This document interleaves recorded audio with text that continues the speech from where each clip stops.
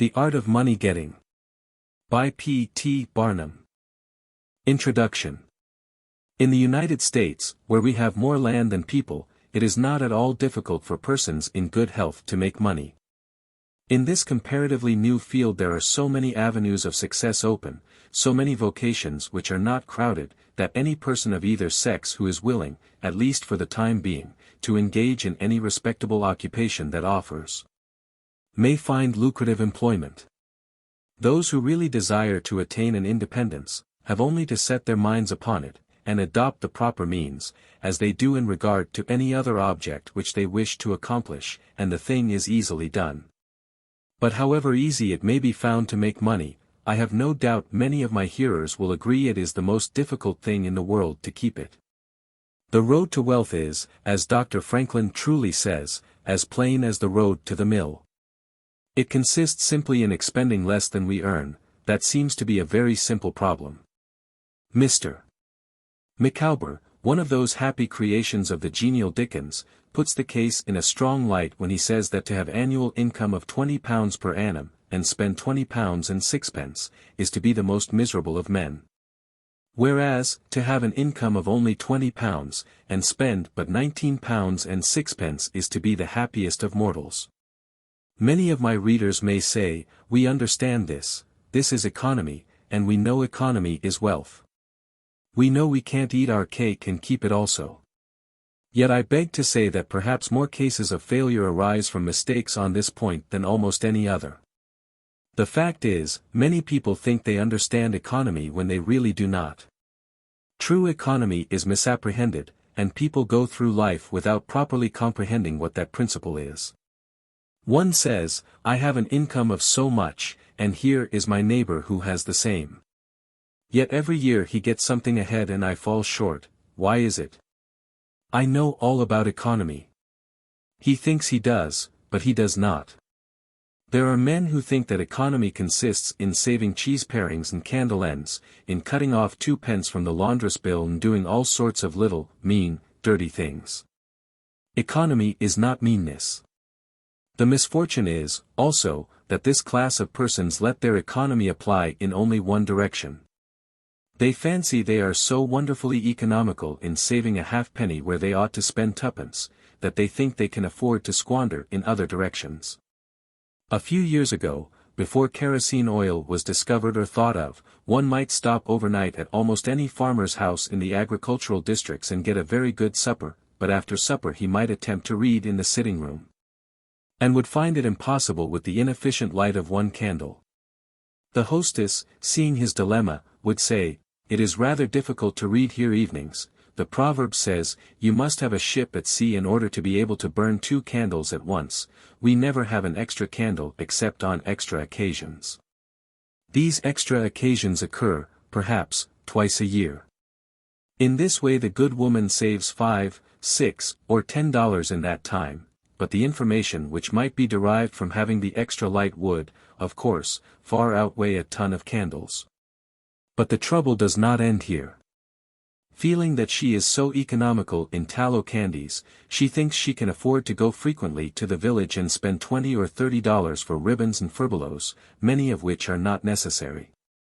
This false connote may frequently be seen in men of business, and in those instances it often runs to writing paper.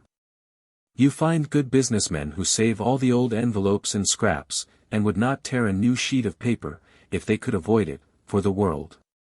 This is all very well. They may in this way save $5 or $10 a year, but being so economical, only in note paper, they think they can afford to waste time, to have expensive parties, and to drive their carriages. This is an illustration of Dr. Franklin's saving at the spigot and wasting at the bunghole, penny wise and pound foolish. Punch in speaking of this one idea class of people says, they are like the man who bought a penny herring for his family's dinner and then hired a coach and 4 to take it home. I never knew a man to succeed by practicing this kind of economy. True economy consists in always making the income exceed the outgo. Wear the old clothes a little longer if necessary, dispense with the new pair of gloves, mend the old dress, live on plainer food if need be. So that, under all circumstances, unless some unforeseen accident occurs, there will be a margin in favor of the income. A penny here, and a dollar there, placed at interest, goes on accumulating, and in this way the desired result is attained. It requires some training, perhaps, to accomplish this economy, but when once used to it, you will find there is more satisfaction in rational saving than in irrational spending. Here is a recipe which I recommend. I have found it to work an excellent cure for extravagance, and especially for mistaken economy, when you find that you have no surplus at the end of the year, and yet have a good income. I advise you to take a few sheets of paper and form them into a book and mark down every item of expenditure. Post it every day or week in 2 columns, one headed Necessaries, or even Comforts, and the other headed Luxuries, and you will find that the latter column will be double, treble, and frequently 10 times greater than the former. The real comforts of life cost but a small portion of what most of us can earn. Dr. Franklin says, "It is the eyes of others and not our own eyes which ruin us. If all the world were blind except myself, I should not care for fine clothes or furniture." It is the fear of what Mrs. Grundy may say that keeps the noses of many worthy families to the grindstone. In America many persons like to repeat, "We are all free and equal," but it is a great mistake in more senses than one. That we are born free and equal is a glorious truth in one sense, yet we are not all born equally rich, and we never shall be. One may say, there is a man who has an income of $50,000 per annum, while I have but $1,000. I knew that fellow when he was poor like myself, now he is rich and thinks he is better than I am. I will show him that I am as good as he is. I will go and buy a horse and buggy. No, I cannot do that, but I will go and hire one and ride this afternoon on the same road that he does, and thus prove to him that I am as good as he is. My friend, you need not take that trouble. You can easily prove that you are as good as he is. You have only to behave as well as he does, but you cannot make anybody believe that you are rich as he is. Besides, if you put on these airs, waste your time and spend your money, your poor wife will be obliged to scrub her fingers off at home, and buy her tea 2 ounces at a time, and everything else in proportion. In order that you may keep up appearances, and, after all, deceive nobody. On the other hand, Mrs. Smith may say that her next-door neighbor married Johnson for his money, and everybody says so. She has a nice $1,000 camel's hair shawl, and she will make Smith get her an imitation one, and she will sit in a pew right next to her neighbor in church, in order to prove that she is her equal. My good woman, you will not get ahead in the world, if your vanity and envy thus take the lead.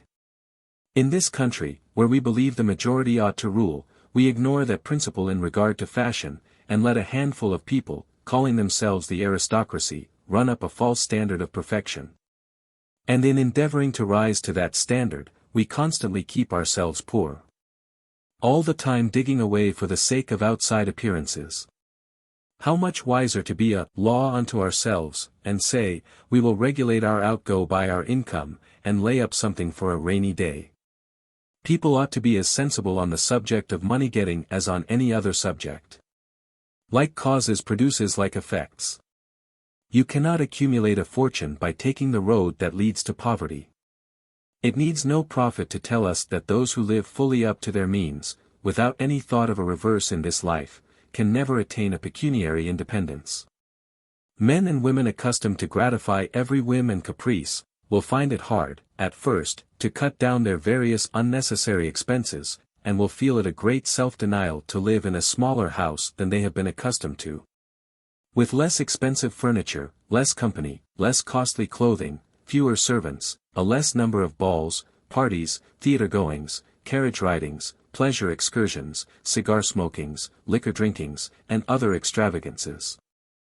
But, after all, if they will try the plan of laying by a nest egg, or, in other words, a small sum of money, at interest or judiciously invested in land, they will be surprised at the pleasure to be derived from constantly adding to their little pile, as well as from all the economical habits which are engendered by this course.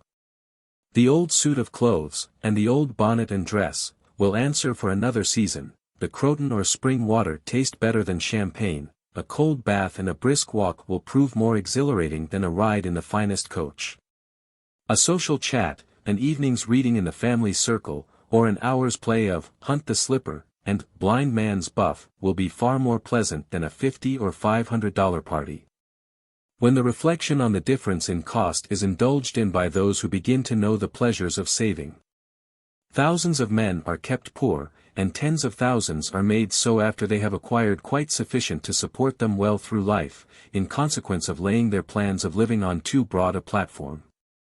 Some families expend $20,000 per annum, and some much more, and would scarcely know how to live on less, while others secure more solid enjoyment frequently on a 20th part of that amount. Prosperity is a more severe ordeal than adversity, especially sudden prosperity. Easy come, easy go, is an old and true proverb. A spirit of pride and vanity, when permitted to have full sway, is the undying cankerworm which gnaws the very vitals of a man's worldly possessions, let them be small or great, hundreds or millions.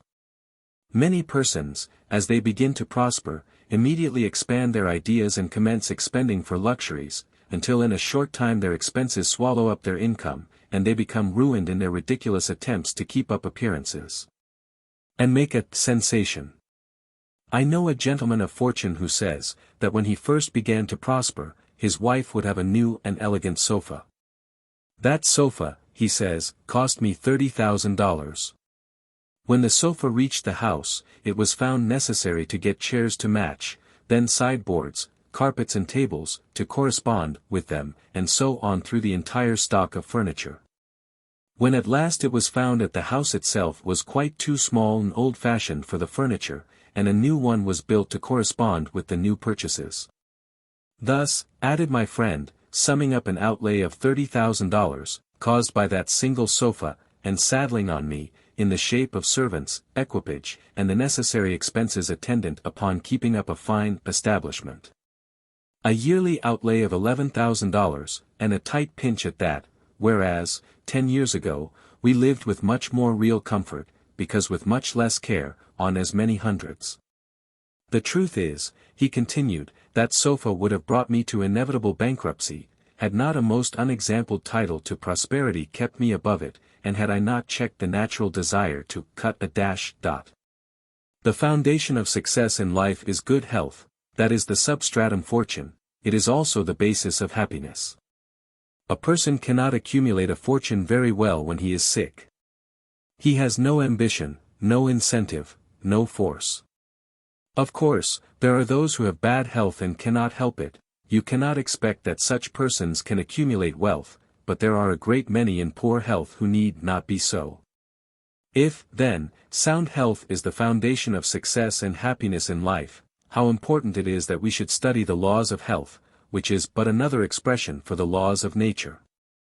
The nearer we keep to the laws of nature, the nearer we are to good health, and yet how many persons there are who pay no attention to natural laws, but absolutely transgress them, even against their own natural inclination. We ought to know that the sin of ignorance is never winked at in regard to the violation of nature's laws, their infraction always brings the penalty. A child may thrust its finger into the flames without knowing it will burn, and so suffers, repentance, even, will not stop the smart. Many of our ancestors knew very little about the principle of ventilation. They did not know much about oxygen, whatever other gin they might have been acquainted with. And consequently they built their houses with little 7 by 9 feet bedrooms, and these good old pious Puritans would lock themselves up in one of these cells, say their prayers and go to bed. In the morning they would devoutly return thanks for the preservation of their lives, during the night, and nobody had better reason to be thankful. Probably some big crack in the window, or in the door, let in a little fresh air, and thus saved them. Many persons knowingly violate the laws of nature against their better impulses, for the sake of fashion. For instance, there is one thing that nothing living except a vile worm ever naturally loved, and that is tobacco. Yet how many persons there are who deliberately train an unnatural appetite, and overcome this implanted aversion for tobacco, to such a degree that they get to love it. They have got hold of a poisonous, filthy weed, or rather that takes a firm hold of them. Here are married men who run about spitting tobacco juice on the carpet and floors, and sometimes even upon their wives besides. They do not kick their wives out of doors like drunken men, but their wives, I have no doubt, often wish they were outside of the house. Another perilous feature is that this artificial appetite, like jealousy, grows by what it feeds on. When you love that which is unnatural, a stronger appetite is created for the hurtful thing than the natural desire for what is harmless. There is an old proverb which says that habit is second nature, but an artificial habit is stronger than nature.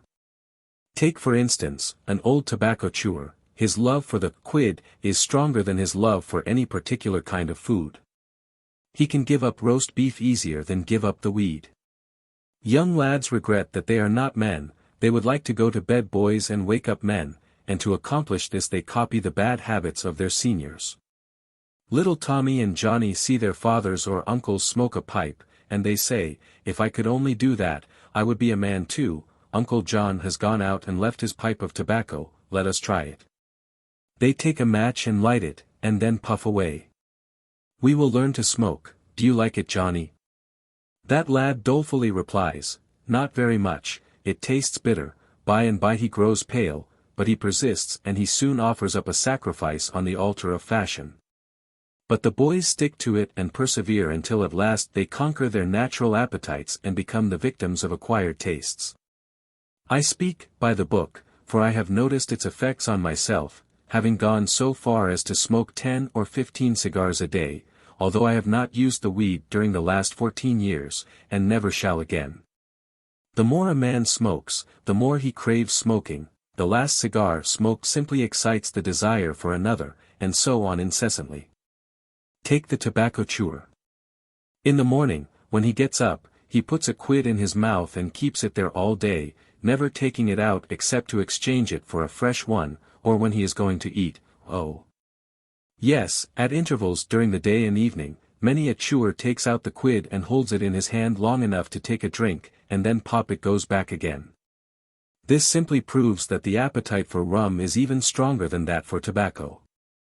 When the tobacco chewer goes to your country seat and you show him your grapery and fruit house, and the beauties of your garden, when you offer him some fresh, ripe fruit, and say, my friend, I have got here the most delicious apples, and pears, and peaches, and apricots.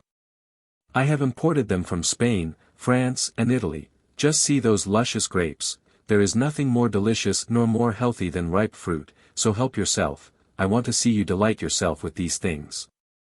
He will roll the dear quid under his tongue and answer, no, I thank you, I have got tobacco in my mouth. His palate has become narcotized by the noxious weed, and he has lost, in a great measure, the delicate and enviable taste for fruits. This shows what expensive, useless and injurious habits men will get into. I speak from experience. I have smoked until I trembled like an aspen leaf, the blood rushed to my head, and I had a palpitation of the heart which I thought was heart disease, till I was almost killed with fright. When I consulted my physician, he said, break off tobacco using. I was not only injuring my health and spending a great deal of money, but I was setting a bad example. I obeyed his counsel. No young man in the world ever looked so beautiful, as he thought he did, behind a 15-cent cigar or a meerschaum. These remarks apply with tenfold force to the use of intoxicating drinks. To make money, requires a clear brain. A man has got to see that 2 and 2 make 4, he must lay all his plans with reflection and forethought, and closely examine all the details and the ins and outs of business. As no man can succeed in business unless he has a brain to enable him to lay his plans, and reason to guide him in their execution, so, no matter how bountifully a man may be blessed with intelligence, if the brain is muddled, and his judgment warped by intoxicating drinks, it is impossible for him to carry on business successfully. How many good opportunities have passed, never to return, while a man was sipping a social glass with his friend? How many foolish bargains have been made under the influence of the nervine, which temporarily makes its victim think he is rich? How many important chances have been put off until tomorrow, and then forever, because the wine cup has thrown the system into a state of lassitude, neutralizing the energies so essential to success in business. Verily, wine is a mocker. The use of intoxicating drinks as a beverage is as much an infatuation as is the smoking of opium by the Chinese, and the former is quite as destructive to the success of the businessman as the latter. It is an unmitigated evil, utterly indefensible in the light of philosophy, religion or good sense. It is the parent of nearly every other evil in our country. How do you find this book? Any thoughts about the book or the author? Any suggestion for improvement? Please take a moment to share your thoughts in a comment. If you like it, share it with your friends who might enjoy it as well. Subscribe to keep in touch. Visit CompleteAudiobooks.com for more quality content. Don't mistake your vocation. The safest plan, and the one most sure of success for the young man starting in life, is to select the vocation which is most congenial to his tastes. Parents and guardians are often quite too negligent in regard to this. It's very common for a father to say, for example, I have 5 boys. I will make Billy a clergyman, John a lawyer, Tom a doctor, and Dick a farmer. He then goes into town and looks about to see what he will do with Sammy. He returns home and says, Sammy, I see watchmaking is a nice genteel business, I think I will make you a goldsmith. He does this, regardless of Sam's natural inclinations, or genius. We are all, no doubt, born for a wise purpose. There is as much diversity in our brains as in our countenances. Some are born natural mechanics, while some have great aversion to machinery. Let a dozen boys of 10 years get together, and you will soon observe 2 or 3 are whittling out some ingenious device, working with locks or complicated machinery. When they were but 5 years old, their father could find no toy to please them like a puzzle. They are natural mechanics, but the other 8 or 9 boys have different aptitudes.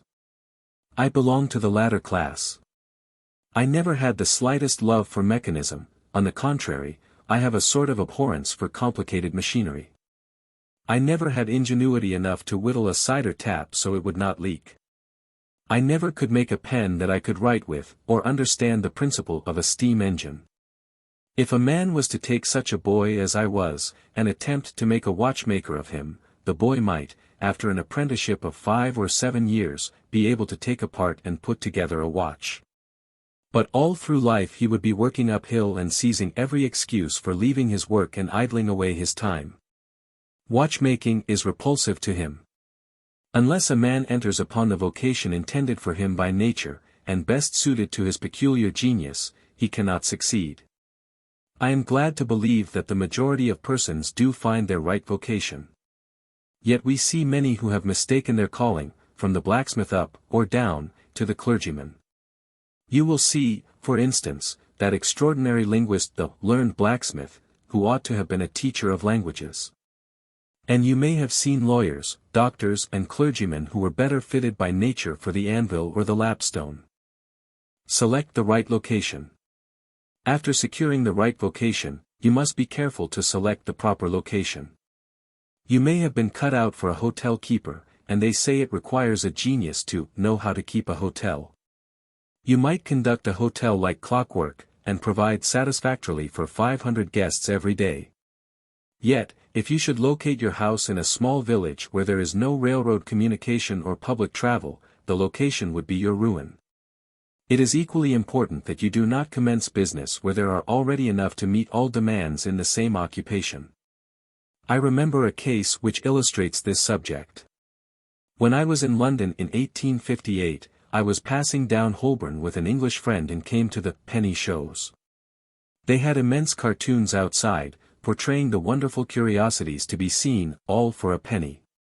Being a little in the show line myself, I said, let us go in here.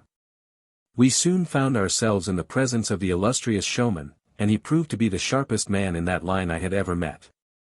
He told us some extraordinary stories in reference to his bearded ladies, his albinos, and his armadillos, which we could hardly believe, but thought it better to believe it than look after the proof. He finally begged to call our attention to some wax statuary, and showed us a lot of the dirtiest and filthiest wax figures imaginable.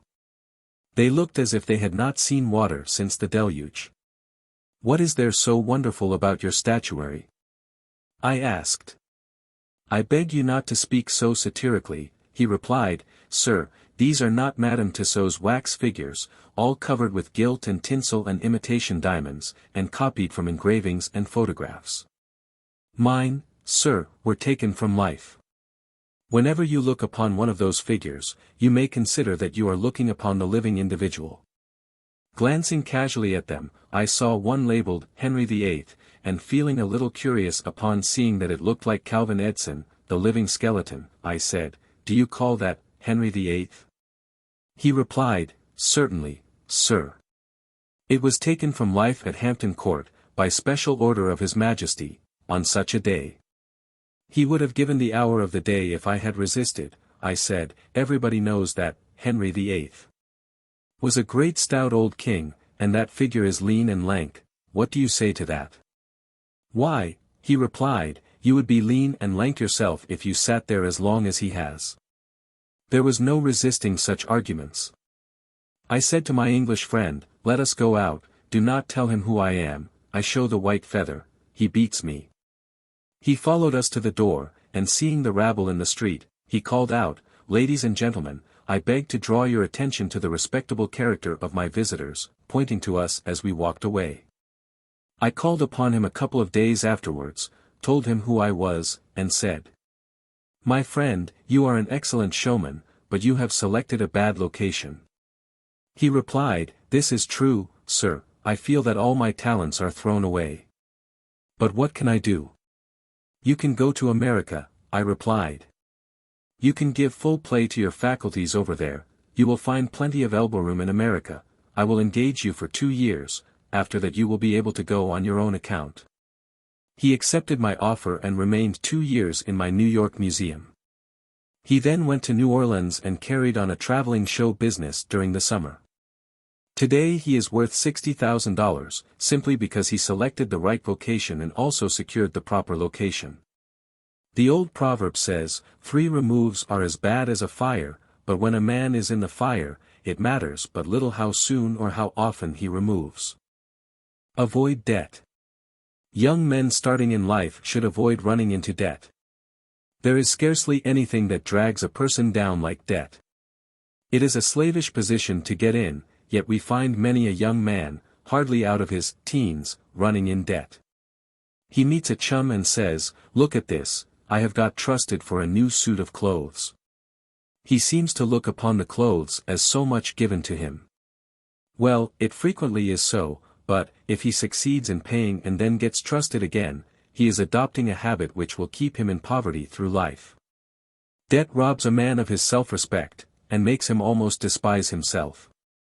Grunting and groaning and working for what he has eaten up or worn out, and now when he is called upon to pay up, he has nothing to show for his money, this is properly termed, working for a dead horse.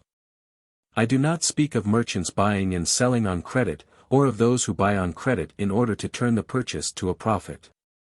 The old Quaker said to his farmer son, "John, never get trusted. But if thee gets trusted for anything, let it be for manure, because that will help thee pay it back again." Mr. Beecher advised young men to get in debt if they could to a small amount in the purchase of land, in the country districts. If a young man, he says, will only get in debt for some land and then get married, these 2 things will keep him straight, or nothing will. This may be safe to a limited extent, but getting in debt for what you eat and drink and wear is to be avoided. Some families have a foolish habit of getting credit at the stores, and thus frequently purchase many things which might have been dispensed with.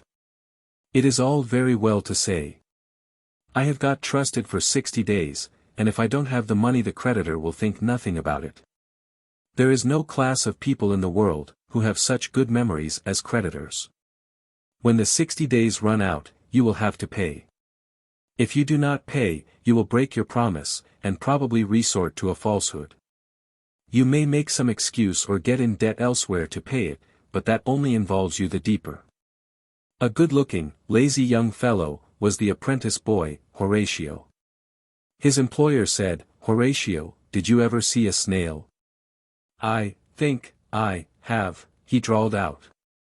You must have met him then, for I am sure you never overtook one, said the boss. Your creditor will meet you or overtake you and say, now, my young friend, you agreed to pay me, you have not done it, you must give me your note. You give the note on interest and it commences working against you, it is a dead horse. The creditor goes to bed at night and wakes up in the morning better off than when he retired to bed, because his interest has increased during the night, but you grow poorer while you are sleeping, for the interest is accumulating against you. Money is in some respects like fire, it is a very excellent servant but a terrible master. When you have it mastering you, when interest is constantly piling up against you, it will keep you down in the worst kind of slavery. But let money work for you, and you have the most devoted servant in the world. It is no servant. There is nothing animate or inanimate that will work so faithfully as money when placed at interest, well secured. It works night and day, and in wet or dry weather. I was born in the blue law state of Connecticut, where the old Puritans had laws so rigid that it was said, they fined a man for kissing his wife on Sunday.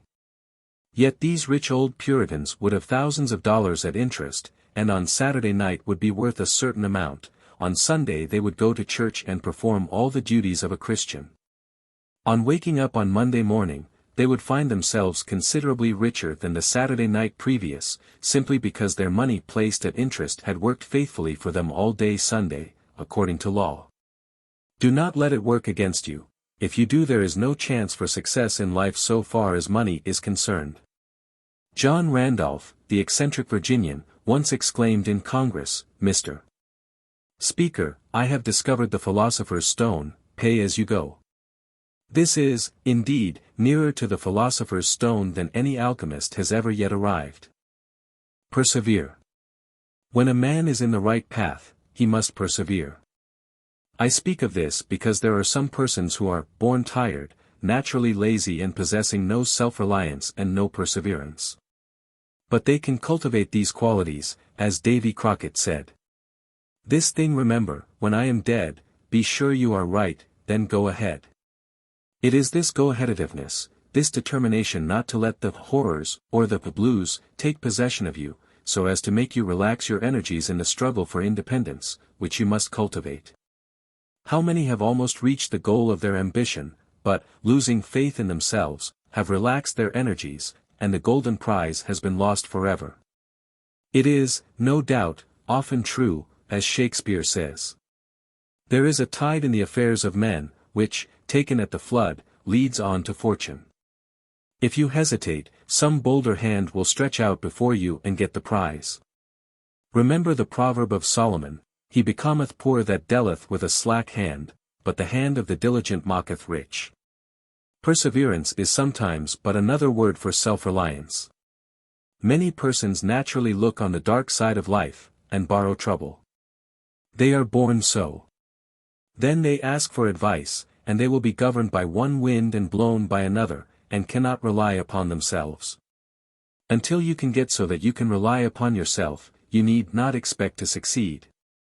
I have known men, personally, who have met with pecuniary reverses, and absolutely committed suicide, because they thought they could never overcome their misfortune. But I have known others who have met more serious financial difficulties, and have bridged them over by simple perseverance, aided by a firm belief that they were doing justly, and that Providence would overcome evil with good. You will see this illustrated in any sphere of life. Take two generals, both understand military tactics, both educated at West Point, if you please, both equally gifted. Yet one, having this principle of perseverance, and the other lacking it, the former will succeed in his profession, while the latter will fail. One may hear the cry, the enemy are coming, and they have got cannon. Got cannon? Says the hesitating general. Yes. Then halt every man. He wants time to reflect, his hesitation is his ruin, the enemy passes unmolested, or overwhelms him. While on the other hand, the general of pluck, perseverance and self-reliance, goes into battle with a will, and, amid the clash of arms, the booming of cannon, the shrieks of the wounded, and the moans of the dying, you will see this man persevering, going on, cutting and slashing his way through with unwavering determination, inspiring his soldiers to deeds of fortitude, valor, and triumph. Whatever you do, do it with all your might.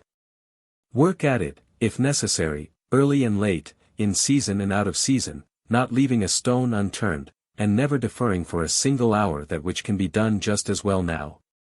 The old proverb is full of truth and meaning: whatever is worth doing at all, is worth doing well. Many a man acquires a fortune by doing his business thoroughly, while his neighbor remains poor for life, because he only half does it. Ambition, energy, industry, perseverance, are indispensable requisites for success in business. Fortune always favors the brave, and never helps a man who does not help himself. It won't do to spend your time like Mr. Micawber, in waiting for something to turn up. To such men one of two things usually turns up: the poorhouse or the jail, for idleness breeds bad habits, and clothes a man in rags. The poor spendthrift vagabond says to a rich man, "I have discovered there is enough money in the world for all of us. If it was equally divided, this must be done, and we shall all be happy together." "But," was the response, "if everybody was like you, it would be spent in 2 months, and what would you do then?" "Oh. Divide again, keep dividing, of course." I was recently reading in a London paper an account of a like philosophic pauper who was kicked out of a cheap boarding house because he could not pay his bill, but he had a roll of paper sticking out of his coat pocket, which, upon examination, proved to be his plan for paying off the national debt of England without the aid of a penny. People have got to do as Cromwell said: not only trust in Providence, but keep the powder dry. Do your part of the work, or you cannot succeed. Muhammad, one night, while encamping in the desert, overheard one of his fatigued followers remark, "I will loose my camel, and trust it to God." "No, no, not so," said the Prophet, "tie thy camel, and trust it to God. Do all you can for yourselves, and then trust to Providence, or luck, or whatever you please to call it, for the rest. Depend upon your own personal exertions." The eye of the employer is often worth more than the hands of a dozen employees. In the nature of things, an agent cannot be so faithful to his employer as to himself. Many who are employers will call to mind instances where the best employees have overlooked important points which could not have escaped their own observation as a proprietor.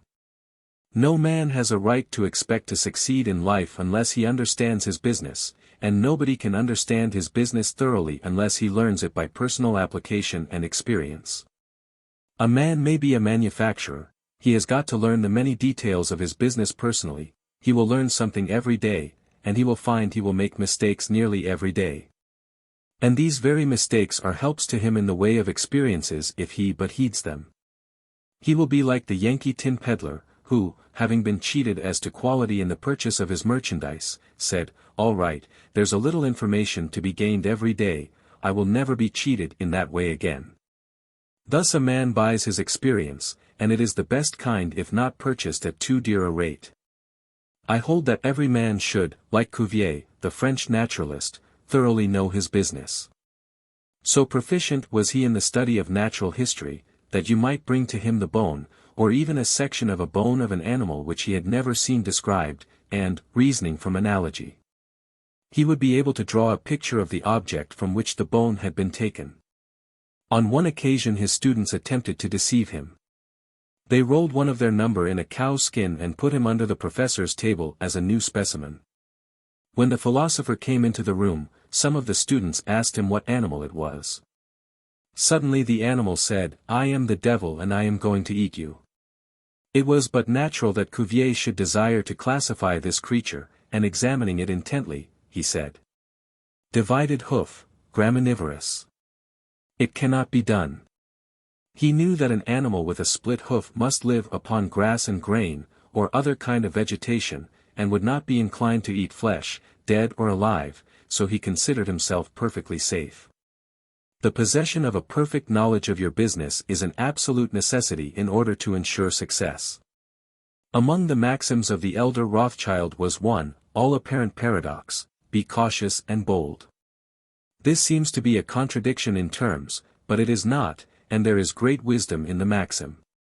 It is, in fact, a condensed statement of what I have already said. It is to say, you must exercise your caution in laying your plans, but be bold in carrying them out. A man who is all caution will never dare to take hold and be successful, and a man who is all boldness is merely reckless, and must eventually fail. A man may go on change and make $50,000 or $100,000 in speculating in stocks at a single operation. But if he has simple boldness without caution, it is mere chance, and what he gains today he will lose tomorrow. You must have both the caution and the boldness to ensure success. The Rothschilds have another maxim: never have anything to do with an unlucky man or place.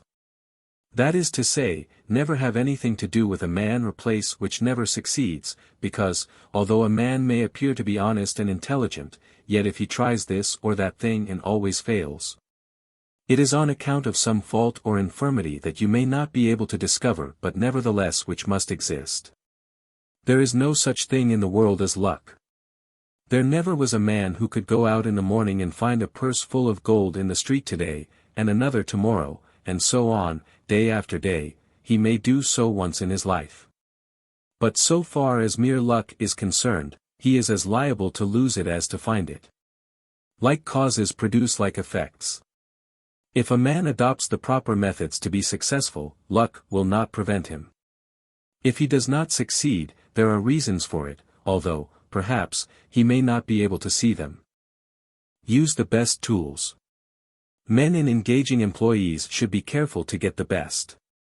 Understand, you cannot have two good tools to work with, and there is no tool you should be so particular about as living tools. If you get a good one, it is better to keep him, than keep changing.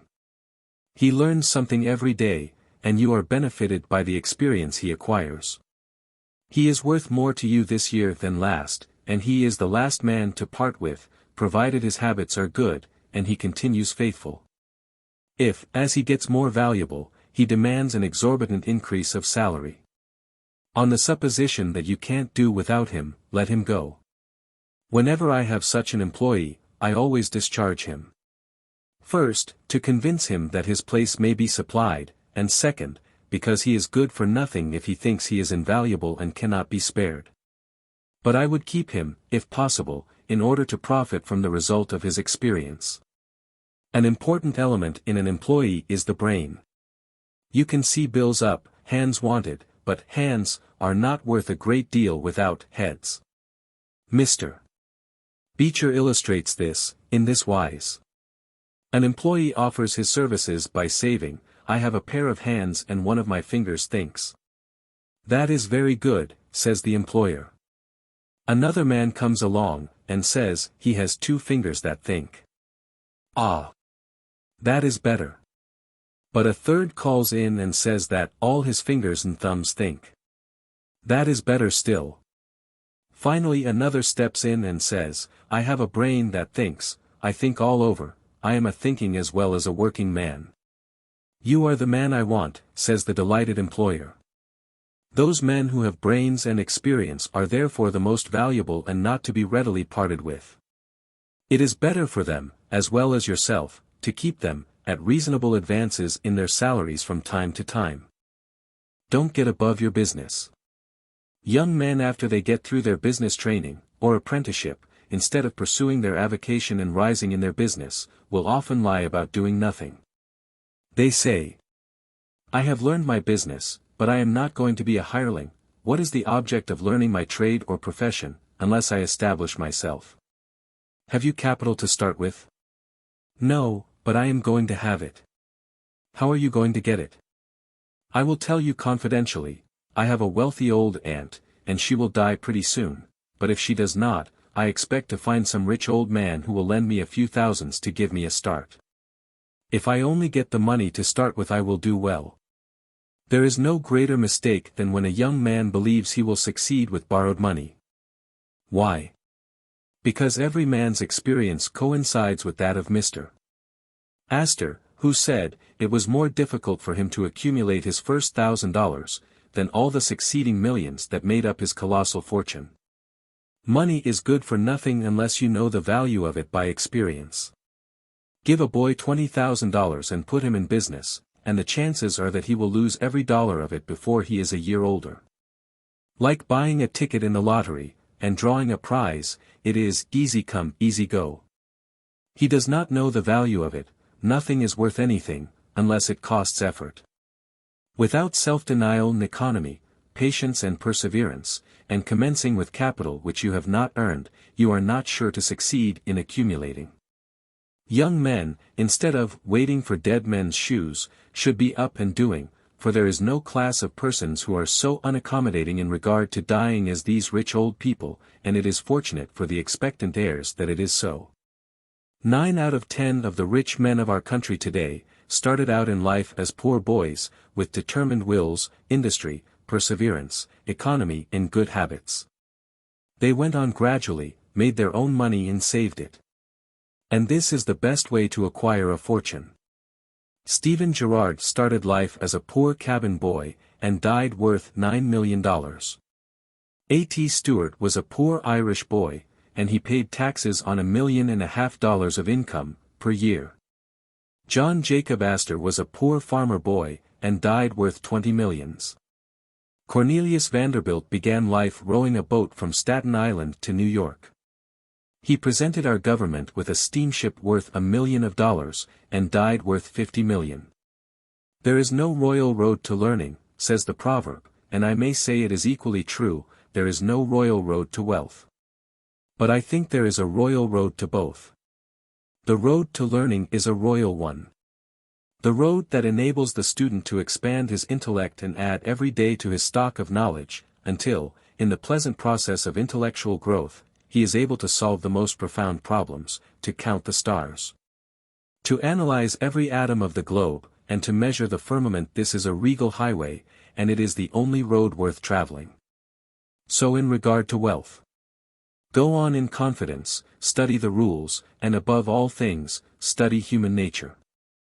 For, the proper study of mankind is man, and you will find that while expanding the intellect and the muscles, your enlarged experience will enable you every day to accumulate more and more principle, which will increase itself by interest and otherwise, until you arrive at a state of independence. You will find, as a general thing, that the poor boys get rich and the rich boys get poor. For instance, a rich man at his decease, leaves a large estate to his family. His eldest sons, who have helped him earn his fortune, know by experience the value of money, and they take their inheritance and add to it. The separate portions of the young children are placed at interest, and the little fellows are patted on the head, and told 12 times a day, "You are rich. You will never have to work, you can always have whatever you wish, for you were born with a golden spoon in your mouth." The young heir soon finds out what that means. He has the finest dresses and playthings.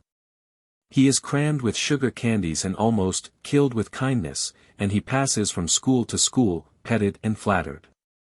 He becomes arrogant and self-conceited, abuses his teachers, and carries everything with a high hand. He knows nothing of the real value of money, having never earned any, but he knows all about the golden spoon business. At college, he invites his poor fellow students to his room, where he wines and dines them. He is cajoled and caressed, and called a glorious good fellow, because he is so lavish of his money. He gives his game suppers, drives his fast horses, invites his chums to fetes and parties, determined to have lots of good times. He spends the night in frolics and debauchery, and leads off his companions with the familiar song, "We won't go home till morning." He gets them to join him in pulling down signs, taking gates from their hinges and throwing them into backyards and horseponds. If the police arrest them, he knocks them down, is taken to the lockup, and joyfully foots the bills. "Ah! My boys," he cries, "what is the use of being rich, if you can't enjoy yourself?" He might more truly say, if you can't make a fool of yourself, but he is fast, hates slow things, and doesn't see it. Young men loaded down with other people's money are almost sure to lose all they inherit, and they acquire all sorts of bad habits which, in the majority of cases, ruin them in health, purse and character. In this country, one generation follows another, and the poor of today are rich in the next generation, or the third. Their experience leads them on, and they become rich, and they leave vast riches to their young children. These children, having been reared in luxury, are inexperienced and get poor, and after long experience another generation comes on and gathers up riches again in turn. And thus, history repeats itself, and happy is he who by listening to the experience of others avoids the rocks and shoals on which so many have been wrecked. In England, the business makes the man. If a man in that country is a mechanic or working man, he is not recognized as a gentleman. On the occasion of my first appearance before Queen Victoria, the Duke of Wellington asked me what sphere in life General Tom Thumb's parents were in. His father is a carpenter, I replied. Oh! I had heard he was a gentleman, was the response of His Grace. In this republican country, the man makes the business. No matter whether he is a blacksmith, a shoemaker, a farmer, banker, or lawyer, so long as his business is legitimate, he may be a gentleman. So any legitimate business is a double blessing. It helps the man engaged in it, and also helps others. The farmer supports his own family, but he also benefits the merchant or mechanic who needs the products of his farm. The tailor not only makes a living by his trade, but he also benefits the farmer, the clergyman and others who cannot make their own clothing. But all these classes often may be gentlemen. The great ambition should be to excel all others engaged in the same occupation. The college student who was about graduating, said to an old lawyer, "I have not yet decided which profession I will follow." "Is your profession full?" "The basement is much crowded, but there is plenty of room upstairs," was the witty and truthful reply. No profession, trade, or calling, is overcrowded in the upper story. Wherever you find the most honest and intelligent merchant or banker, or the best lawyer, the best doctor, the best clergyman, the best shoemaker, carpenter, or anything else, that man is most sought for, and has always enough to do. As a nation, Americans are too superficial, they are striving to get rich quickly, and do not generally do their business as substantially and thoroughly as they should, but whoever excels all others in his own line, if his habits are good and his integrity undoubted, cannot fail to secure abundant patronage, and the wealth that naturally follows. Let your motto then always be, Excelsior, for by living up to it there is no such word as fail. Learn something useful. Every man should make his son or daughter learn some useful trade or profession, so that in these days of changing fortunes of being rich today and poor tomorrow they may have something tangible to fall back upon. This provision might save many persons from misery, who by some unexpected turn of fortune have lost all their means. Let hope predominate, but be not too visionary. Many persons are always kept poor, because they are too visionary. Every project looks to them like certain success, and therefore they keep changing from one business to another, always in hot water, always under the harrow. The plan of counting the chickens before they are hatched is an error of ancient date, but it does not seem to improve by age. Do not scatter your powers. Engage in one kind of business only, and stick to it faithfully until you succeed, or until your experience shows that you should abandon it. A constant hammering on one nail will generally drive it home at last, so that it can be clinched. When a man's undivided attention is centered on one object, his mind will constantly be suggesting improvements of value, which would escape him if his brain was occupied by a dozen different subjects at once. Many a fortune has slipped through a man's fingers because he was engaged in too many occupations at a time. There is good sense in the old caution against having too many irons in the fire at once. Be systematic. Men should be systematic in their business. A person who does business by rule, having a time and place for everything, doing his work promptly, will accomplish twice as much and with half the trouble of him who does it carelessly and slipshod. By introducing system into all your transactions, doing one thing at a time, always meeting appointments with punctuality, you find leisure for pastime and recreation. Whereas the man who only half does one thing, and then turns to something else, and half does that, will have his business at loose ends, and will never know when his day's work is done, for it never will be done. Of course, there is a limit to all these rules. We must try to preserve the happy medium, for there is such a thing as being too systematic. There are men and women, for instance, who put away things so carefully that they can never find them again. It is too much like the red tape formality at Washington, and Mr. Dickens' circumlocution office, all theory in no result. When the Astor House was first started in New York City, it was undoubtedly the best hotel in the country. The proprietors had learned a good deal in Europe regarding hotels, and the landlords were proud of the rigid system which pervaded every department of their great establishment. When 12 o'clock at night had arrived, and there were a number of guests around, one of the proprietors would say, "Touch that bell, John," and in 2 minutes 60 servants, with a water bucket in each hand, would present themselves in the hall. "This," said the landlord, addressing his guests, "is our fire bell. It will show you we are quite safe here, we do everything systematically." This was before the Croton water was introduced into the city. But they sometimes carried their system too far. On one occasion, when the hotel was thronged with guests, one of the waiters was suddenly indisposed, and although there were 50 waiters in the hotel, the landlord thought he must have his full complement, or his system would be interfered with. Just before dinner time, he rushed downstairs and said, "There must be another waiter, I am one waiter short, what can I do?" He happened to see Boots, the Irishman. "Pat," said he, "wash your hands and face. Take that white apron and come into the dining room in 5 minutes." Presently Pat appeared as required, and the proprietor said, "Now Pat, you must stand behind these 2 chairs, and wait on the gentleman who will occupy them. Did you ever act as a waiter?" "I know all about it, sure, but I never did it." Like the Irish pilot, on one occasion when the captain, thinking he was considerably out of his course, asked, "Are you certain you understand what you are doing?" Pat replied, "Sure, and I knows every rock in the channel." That moment, bang, thumped the vessel against a rock. "Ah! Be jabers, and that is one of 'em," continued the pilot. "But to return to the dining room. Pat," said the landlord, "here we do everything systematically. You must first give the gentlemen each a plate of soup, and when they finish that, ask them what they will have next." Pat replied, "Ah! And I understand perfectly the virtues of system." Very soon in came the guests.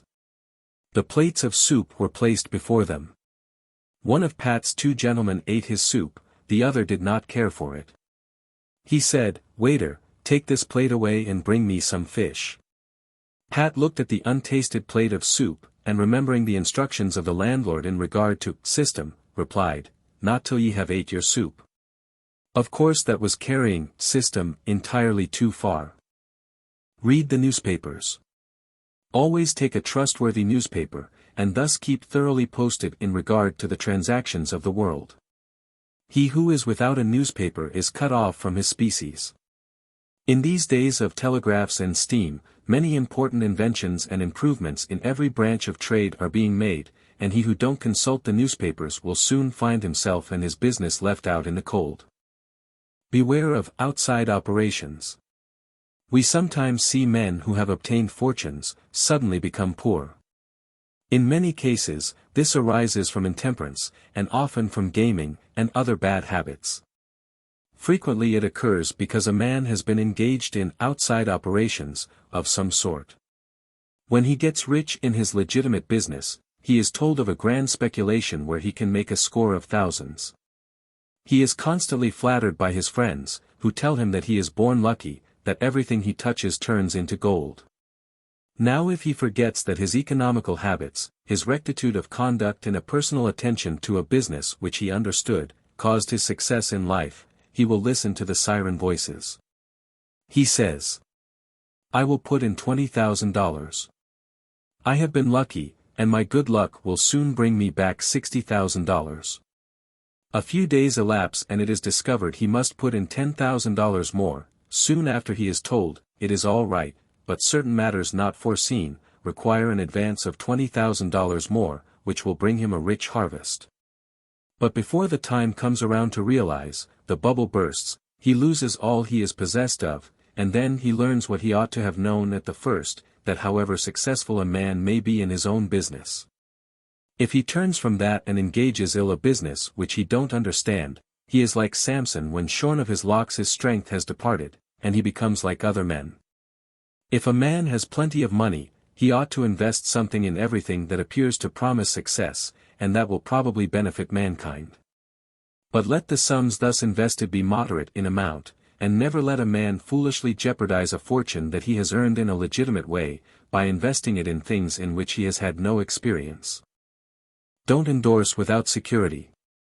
I hold that no man ought ever to endorse a note or become security, for any man, be it his father or brother, to a greater extent than he can afford to lose and care nothing about, without taking good security.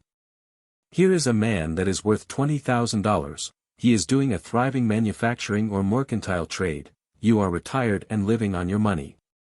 He comes to you and says, "You are aware that I am worth $20,000, and don't owe a dollar. If I had $5,000 in cash, I could purchase a particular lot of goods and double my money in a couple of months. Will you endorse my note for that amount?"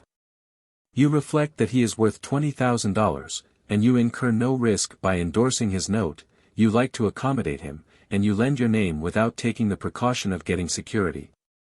Shortly after, he shows you the note with your endorsement cancelled, and tells you, probably truly, that he made the profit that he expected by the operation. You reflect that you have done a good action, and the thought makes you feel happy. By and by, the same thing occurs again and you do it again. You have already fixed the impression in your mind that it is perfectly safe to endorse his notes without security. But the trouble is, this man is getting money too easily. He has only to take your note to the bank, get it discounted and take the cash. He gets money for the time being without effort, without inconvenience to himself. Now mark the result. He sees a chance for speculation outside of his business. A temporary investment of only $10,000 is required. It is sure to come back before a note at the bank would be due. He places a note for that amount before you. You sign it almost mechanically. Being firmly convinced that your friend is responsible and trustworthy, you endorse his notes as a matter of course. Unfortunately, the speculation does not come to a head quite so soon as was expected, and another $10,000 note must be discounted to take up the last one when due. Before this note matures, the speculation has proved an utter failure and all the money is lost. Does the loser tell his friend, the endorser, that he has lost half of his fortune? Not at all. He don't even mention that he has speculated at all. But he has got excited, the spirit of speculation has seized him, he sees others making large sums in this way, we seldom hear of the losers, and, like other speculators, he looks for his money where he loses it. He tries again. Endorsing notes has become chronic with you, and at every loss he gets your signature for whatever amount he wants. Finally you discover your friend has lost all of his property and all of yours. You are overwhelmed with astonishment and grief, and you say, "It is a hard thing, my friend here has ruined me," but, you should add, "I have also ruined him." If you had said in the first place, "I will accommodate you, but I never endorse without taking ample security," he could not have gone beyond the length of his tether, and he would never have been tempted away from his legitimate business. It is a very dangerous thing, therefore, at any time, to let people get possession of money too easily, it tempts them to hazardous speculations, if nothing more. Solomon truly said, "He that hath suretyship is sure." So with the young man starting in business, let him understand the value of money by earning it. When he does understand its value, then grease the wheels a little in helping him to start business, but remember, men who get money with too great facility cannot usually succeed. You must get the first dollars by hard knocks, and at some sacrifice, in order to appreciate the value of those dollars. Advertise your business. We all depend, more or less, upon the public for our support. We all trade with the public, lawyers, doctors, shoemakers, artists, blacksmiths, showmen, opera stagers, railroad presidents, and college professors. Those who deal with the public must be careful that their goods are valuable, that they are genuine, and will give satisfaction. When you get an article which you know is going to please your customers, and that when they have tried it, they will feel they have got their money's worth, then let the fact be known that you have got it. Be careful to advertise it in some shape or other because it is evident that if a man has ever so good an article for sale, and nobody knows it, it will bring him no return. In a country like this, where nearly everybody reads, and where newspapers are issued and circulated in editions of 5,000 to 200,000, it would be very unwise if this channel was not taken advantage of to reach the public in advertising. A newspaper goes into the family, and is read by wife and children, as well as the head of the home, hence hundreds and thousands of people may read your advertisement, while you are attending to your routine business. Many, perhaps, read it while you are asleep. The whole philosophy of life is, first sow, then reap. That is the way the farmer does. He plants his potatoes and corn, and sows his grain, and then goes about something else, and the time comes when he reaps. But he never reaps first and sows afterwards. This principle applies to all kinds of business, and to nothing more eminently than to advertising. If a man has a genuine article, there is no way in which he can reap more advantageously than by sowing to the public in this way. He must, of course, have a really good article, and one which will please his customers. Anything spurious will not succeed permanently because the public is wiser than many imagine. Men and women are selfish, and we all prefer purchasing where we can get the most for our money, and we try to find out where we can most surely do so. You may advertise a spurious article, and induce many people to call and buy at once, but they will denounce you as an impostor and swindler, and your business will gradually die out and leave you poor. This is right. Few people can safely depend upon chance custom. You all need to have your customers return and purchase again. A man said to me, "I have tried advertising and did not succeed, yet I have a good article." I replied, "My friend, there may be exceptions to a general rule. But how do you advertise?" "I put it in a weekly newspaper 3 times, and paid $1.50 for it." I replied, "Sir, advertising is like learning, a little is a dangerous thing." A French writer says that, the reader of a newspaper does not see the first mention of an ordinary advertisement, the second insertion he sees, but does not read. The third insertion he reads, the fourth insertion, he looks at the price, the fifth insertion, he speaks of it to his wife, the sixth insertion, he is ready to purchase, and the seventh insertion, he purchases. Your object in advertising is to make the public understand what you have got to sell, and if you have not the pluck to keep advertising, until you have imparted that information, all the money you have spent is lost. You are like the fellow who told the gentleman if he would give him 10 cents it would save him $1. "How can I help you so much with so small a sum?" asked the gentleman in surprise. "I started out this morning," hiccuped the fellow, "with the full determination to get drunk, and I have spent my only $1 to accomplish the object, and it has not quite done it. 10 cents worth more of whiskey would just do it, and in this manner I should save the $1 already expended."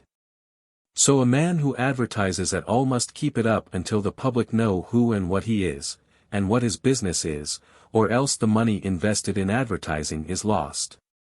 Some men have a peculiar genius for writing a striking advertisement, one that will arrest the attention of the reader at first sight. This fact, of course, gives the advertiser a great advantage.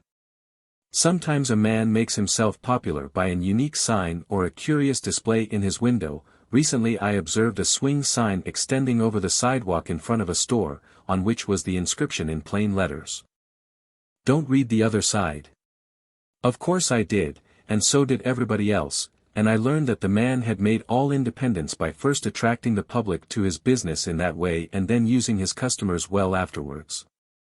Genin, the hatter, bought the first Jenny Lind ticket at auction for $225, because he knew it would be a good advertisement for him. "Who is the bidder?" said the auctioneer, as he knocked down that ticket at Castle Garden. "Genin, the hatter," was the response. Here were thousands of people from the Fifth Avenue, and from distant cities in the highest stations in life. "Who is Genin, the hatter?" they exclaimed. They had never heard of him before. The next morning the newspapers and telegraph had circulated the facts from Maine to Texas, and from 5 to 10 millions off people had read that the tickets sold at auction for Jenny Lind's first concert amounted to about $20,000.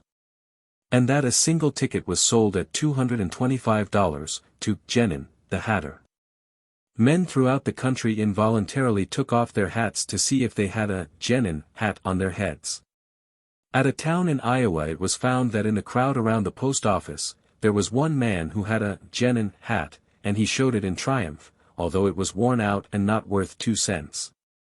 "Why," one man exclaimed, "you have a real Genin hat. What a lucky fellow you are." Another man said, "Hang on to that hat, it will be a valuable heirloom in your family." Still another man in the crowd who seemed to envy the possessor of this good fortune, said, "Come, give us all a chance. Put it up at auction." He did so, and it was sold as a keepsake for $9.50. What was the consequence to Mr. Genin? He sold 10,000 extra hats per annum, the first 6 years.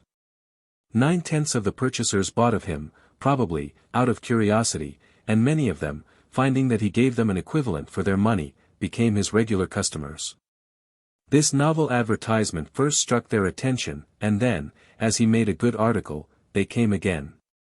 Now I don't say that everybody should advertise as Mr. Genin did. But I say if a man has got goods for sale, and he don't advertise them in some way, the chances are that someday the sheriff will do it for him. Nor do I say that everybody must advertise in a newspaper, or indeed use printer's ink at all. On the contrary, although that article is indispensable in the majority of cases, yet doctors and clergymen, and sometimes lawyers and some others, can more effectually reach the public in some other manner. But it is obvious, they must be known in some way, else how could they be supported? Be polite and kind to your customers. Politeness and civility are the best capital ever invested in business. Large stores, gilt signs, flaming advertisements, will all prove unavailing if you or your employees treat your patrons abruptly. The truth is, the more kind and liberal a man is, the more generous will be the patronage bestowed upon him. Like begets like. The man who gives the greatest amount of goods of a corresponding quality for the least sum, still reserving for himself a profit, will generally succeed best in the long run. This brings us to the golden rule, as ye would that men should do to you, do ye also to them, and they will do better by you than if you always treated them as if you wanted to get the most you could out of them for the least return. Men who drive sharp bargains with their customers, acting as if they never expected to see them again, will not be mistaken. They will never see them again as customers. People don't like to pay and get kicked also. One of the ushers in my museum once told me he intended to whip a man who was in the lecture room as soon as he came out. "What for?" I inquired. "Because he said I was no gentleman," replied the usher. "Never mind," I replied, "he pays for that, and you will not convince him you are a gentleman by whipping him. I cannot afford to lose a customer. If you whip him, he will never visit the museum again, and he will induce friends to go with him to other places of amusement instead of this, and thus you see, I should be a serious loser." "But he insulted me," muttered the usher. "Exactly," I replied, "and if he owned the museum, and you had paid him for the privilege of visiting it, and he had then insulted you, there might be some reason in your resenting it, but in this instance he is the man who pays, while we receive. And you must, therefore, put up with his bad manners." My usher laughingly remarked, that this was undoubtedly the true policy, but he added that he should not object to an increase of salary if he was expected to be abused in order to promote my interest. Be charitable. Of course men should be charitable, because it is a duty and a pleasure. But even as a matter of policy, if you possess no higher incentive, you will find that the liberal man will command patronage, while the sordid, uncharitable miser will be avoided. Solomon says, "There is that scattereth and yet increaseth. And there is that withholdeth more than meet, but it tendeth to poverty." Of course the only true charity is that which is from the heart. The best kind of charity is to help those who are willing to help themselves. Promiscuous almsgiving, without inquiring into the worthiness of the applicant, is bad in every sense. But to search out and quietly assist those who are struggling for themselves, is the kind that scattereth and yet increaseth. But don't fall into the idea that some person's practice, of giving a prayer instead of a potato, and a benediction instead of bread, to the hungry. It is easier to make Christians with full stomachs than empty. Don't blab.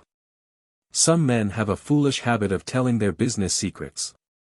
If they make money, they like to tell their neighbors how it was done. Nothing is gained by this, and ofttimes much is lost. Say nothing about your profits, your hopes, your expectations, your intentions. And this should apply to letters as well as to conversation. Goethe makes Mephistopheles say, "Never write a letter nor destroy one." Businessmen must write letters, but they should be careful what they put in them. If you are losing money, be specially cautious and not tell of it, or you will lose your reputation. Preserve your integrity. It is more precious than diamonds or rubies. The old miser said to his sons, "Get money. Get it honestly if you can, but get money." This advice was not only atrociously wicked, but it was the very essence of stupidity. It was as much as to say, if you find it difficult to obtain money honestly, you can easily get it dishonestly. Get it in that way. Poor fool. Not to know that the most difficult thing in life is to make money dishonestly.